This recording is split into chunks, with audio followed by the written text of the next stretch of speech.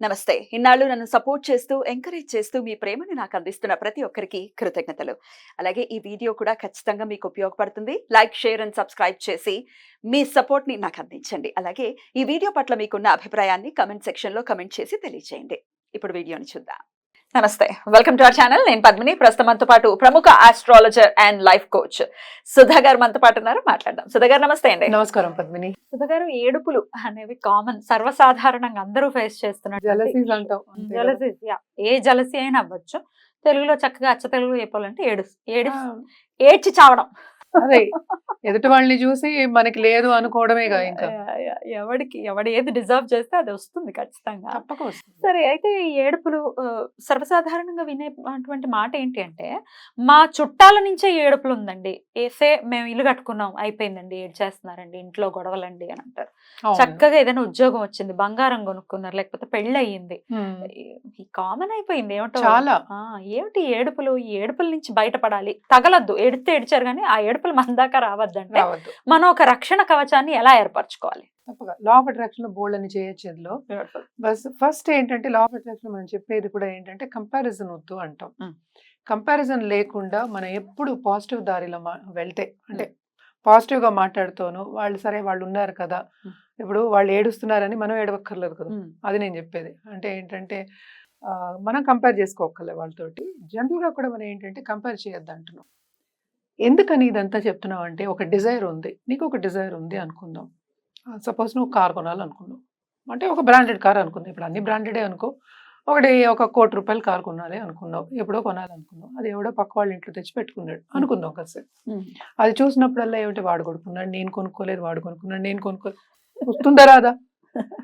అది ఉంటుంది, తప్పక ఉంటుంది. అది human mind. Human mind is like a monkey only. It will attach it self only to the negative. అది ఫస్ట్ గుర్తించాలి. సెకండ్ థింగ్ ఏంటంటే, సరే వాడుకుంది, నాకు కూడా వస్తుంది అనుకోవడం పాజిటివిటీ. ఎప్పుడు నీకు యూనివర్స్ ఇస్తుంది, నువ్వు పాజిటివ్గా ఉండి ఆ దారిని నడిచినప్పుడు తప్పక ఇస్తుంది. ఆ దారిని నడిచినప్పుడు ఎన్నో అవంతరాలు వస్తాయి. మనం ఇప్పుడు ఒక రోడ్ మీద వెళ్తాం, గుంటలు లేకుండా ఉంటాయి. కాలు మెలతపడుతుంది, లేచి నడుస్తావా, అక్కడే కూర్చుంటావా? చేస్తాం, వెళ్ళిపోతాం ముందుకు. కరెక్ట్. సో ఇవన్నీ ఏంటంటే మనం పాజిటివ్ గా ఉండాలి అని చెప్పడానికి. అలాగే ఎవరన్నా మన మీద ఏడ్చినప్పుడు, ఎక్కువ నెగటివిటీ మనకి ఇచ్చినప్పుడు, మనం ఎప్పుడు ఏం చెప్తామంటే ఒక స్టోన్స్ పెట్టుకోమంటాం, అంటే క్రిస్టల్స్ పెట్టుకోమంటాము. అండ్ ఆల్సో ఏదైనా ఇప్పుడు ఇంటికి వచ్చేప్పుడు గుమ్మం దగ్గర మనం గణేష్ని పెట్టుకోమంటాము, లేకపోతే ఒక స్తోత్రం చదువుకోమంటాం. ఇవన్నీ చేస్తాం. అలాగే లా ఆఫ్ అట్రాక్షన్ లో పాజిటివ్ గా ఉండమంటాం. క్రిస్టల్ అయితే ఏం చెప్తారు, ఏడుపులు తగలకుండా ఉండడానికి కోసం? అన్ని క్రిస్టల్స్ కలిపిన వస్తాయి మనకి, కట్లో వస్తాయి అనమాట. పింక్ క్రిస్టల్స్ వస్తాయి, నా దగ్గర కూడా ఉన్నాయి, బోల్ నిండా ఉంటాయి నా దగ్గర. ఎందుకని అవి చెప్తాము అంటే, ఇప్పుడు ఉప్పు కూడా మనం దిష్టి తీస్తాం. ఎందుకు దిష్టి తీస్తాము? ఉప్పుతో ఎందుకు దిష్టి తీస్తాం? ఫస్ట్ ఉప్పు అనేది ఏంటి, మనకి భూమి నుంచి వస్తుంది, అంటే ఎవ్రీథింగ్ ఈస్ ఫ్రమ్ ఎర్త్.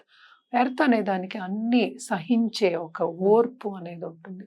అలాగే నెగటివిటీని అట్రాక్ట్ చేయడానికి. అలాగే కరెంట్ది కూడా మనం అక్కడే పెడతాం, అంతే కదా. సో అట్రాక్ట్ చేస్తుంది. ఇప్పుడు ఉప్పు అయినా సరే, ఒక జెమ్ స్టోన్ అయినా సరే, మనం అందుకే ఇస్తాం, ఆ నెగటివిటీ పోవడానికే ఇస్తాం అనమాట. అలాగే పూజలు కూడా మనం చెప్పేది దానికి. But in this law of attraction లో కానీ, వాళ్ళు వెస్టర్న్ కంట్రీస్ లో కానీ వాళ్ళు జేడ్ పెట్టుకుంటారు, జేడ్, మూన్ స్టోన్, ఒక్కొక్కళ్ళు ఒక్కొక్కటి నమ్మకం, అంతే. సో ఈ క్రిస్టల్స్ అనేవి ఏంటంటే హిమాలయన్ క్రిస్టల్స్ అని వస్తాయి అనమాట, పెద్ద వస్తాయి. సో ఒక బౌల్లో తీసుకొచ్చి అక్కడ పెట్టుకుని, అదేంటంటే మోస్ట్ ఇంపార్టెంట్, వాష్ చేస్తూ ఉండాలి, క్లెన్స్ చేసుకోవాలి, తప్పక క్లెన్స్ చేసి పెట్టుకుంటూ ఉండాలి. ఎన్ని రోజులకు ఒకసారేనా? It all depends. అంటే ఏంటి, యూజువల్ గా నేను 1 year ఒకసారి చేస్తాను. It all depends. ఎక్కువ మంది వచ్చారంటే ఒక 6 months, లేకపోతే 3 months. అది వాష్ చేయడం ఎంతసేపు, అదేం పాడేయ రాళ్ళు ఎంతసేపు పాడబోవే, ఎప్పుడు కావాలంటే అప్పుడు చేసుకోవచ్చు. బట్ జనరల్ గా చెప్పేది అది. అండ్ ప్లాంట్స్ కూడా కొన్ని మంచి ప్లాంట్స్ ఉంటాయి, అవి కూడా పెట్టుకోమని చెప్తాను. మనీ ప్లాంట్ కూడా అది వన్ ఆఫ్ ద థింగ్. దృష్టిని పోగొడుతుందా?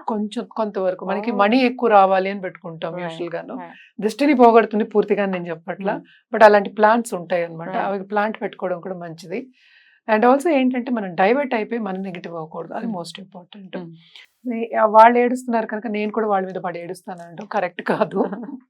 వాడి గాడిదైతే నువ్వు గాడిద అక్కర్లేదు కదా.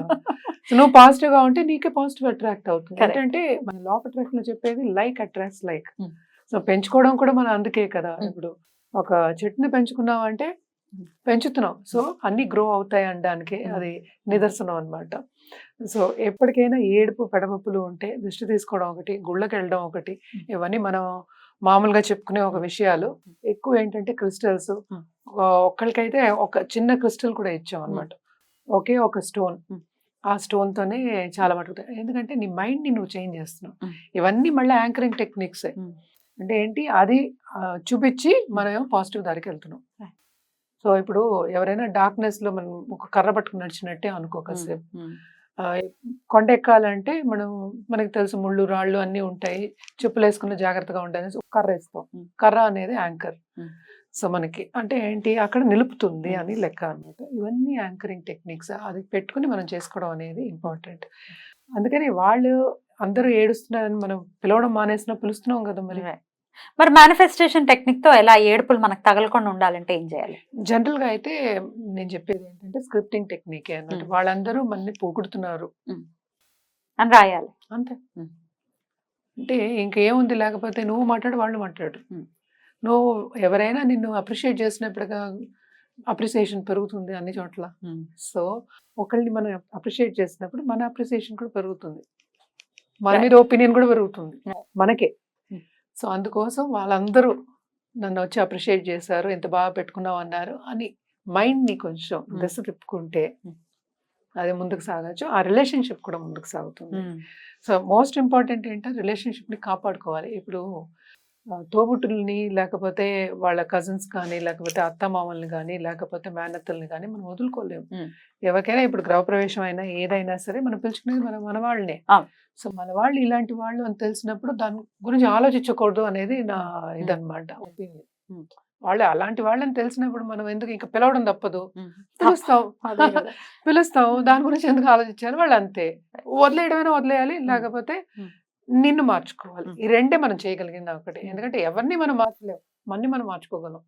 అందుకోసం ఈ మేనిఫెస్టేషన్ టెక్నిక్స్ అనేది కూడా నేను చెప్పింది ఏంటంటే మనం బాగున్నాం వాళ్ళందరితో అని రాసుకోవాలి. అప్రిషియేట్ చేసుకున్నాం, నన్ను అప్రిషియేట్ చేశారంటే వాళ్ళ మీద ఒపీనియన్ పెరిగినట్టే కదా నాకు. అంతే, నా ఎదుగుదల చూసి వాళ్ళు సంతోషంగా ఉన్నారు అనుకోవటం అంతే. రివర్స్ సైకాలజీ వాడడమే దీంట్లో, అంతకనే ఏం చేయలేము. బాగుంది మ్యాజిక్.